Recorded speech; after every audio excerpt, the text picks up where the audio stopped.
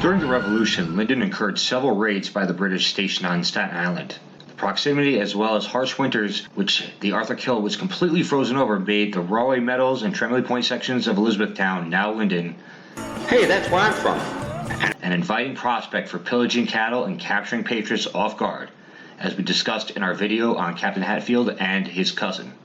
These incursions were often met with action from the patriot men in Linden, but this was not always the case. There are recorded instances of brave patriot ladies of Linden foiling the British and Loyalists during these times as well. Thanks to the stellar history of Linden, researched and written by Lauren Pancharik Yeats, one specific heroine in Linden's struggle against the crown, I have uncovered a more general account of common actions taken by the ladies of Linden throughout the struggle for New Jersey. I will start with the writings of Hessian officer Johann Ewald. He discusses the Hessian perspective on dealing with the Patriots across the Kill. Though the term Hornets' nest is often attributed to the backwoods of the Carolinas, the term was first used in early 1777 to describe the Patriots directly across the Arthur Kill in New Jersey, from the area of Woodbridge to Elizabethtown Point. Several miles of this foreboding area to the Hessians was today's Linden.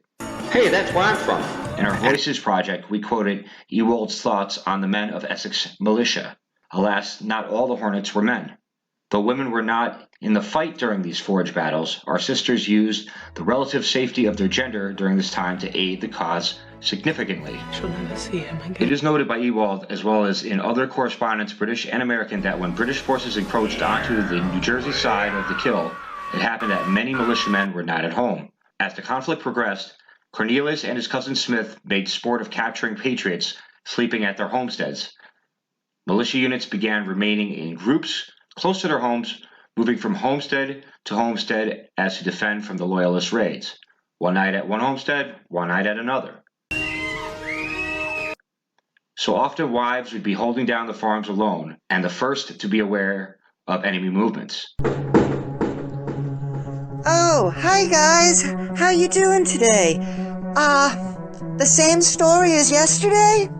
This sacrifice and courage alone is highly admirable.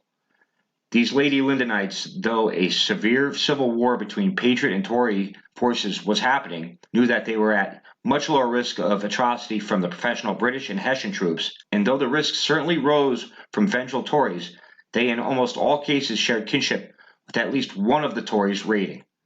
This eliminated any tolerance of barbary towards female patriots in virtually all cases of these raids as far as we have uncovered. Now these Lady Lindenites and would-be scouts used this to boldly raise alarms to incoming raids, usually waiting till a party passed their farm, then go outside and fire a musket into the air as a warning. This would be heard by adjoining farms, and then another woman of a nearby farm would do the same. Thus, their Minutemen husbands, who were within what is now Linden, would not only be made aware of the incursion, but also could gauge the general path of the expedition, thus being able to mount defense at the most advantageous point along the raiding party's path. These women helped hold the longest-held front line in the war in a very meaningful way. It appears Lady Lindenites' actions during the war were not only relegated to this sort of reconnaissance. In reading Yeats' history, I was made aware of another bold action, taken alone by one Mary Alston Marsh. I will paraphrase an account of this action from the Linden Observer, Thursday, October 17, 1940. In one raid into Linden, the British took a pet heifer belonging to pretty Mary Alston Marsh, daughter of Moses Marsh, one of Linden's first settlers. In true Linden fashion, she would have none of it. Acting quickly, she defied the scoundrels by successfully stampeding the confiscated cattle. The cattle scattered chaotically in all directions, trampling a few redcoats in the process. Oh, in the face! By the time the redcoats were able to react, all the cattle had fled, and Mary was safely on the way home with her prized pet heifer.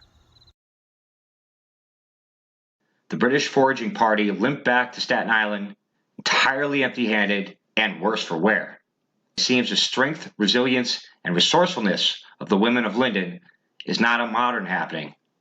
In fact, it has always been part of the Lindenite culture. Here we are!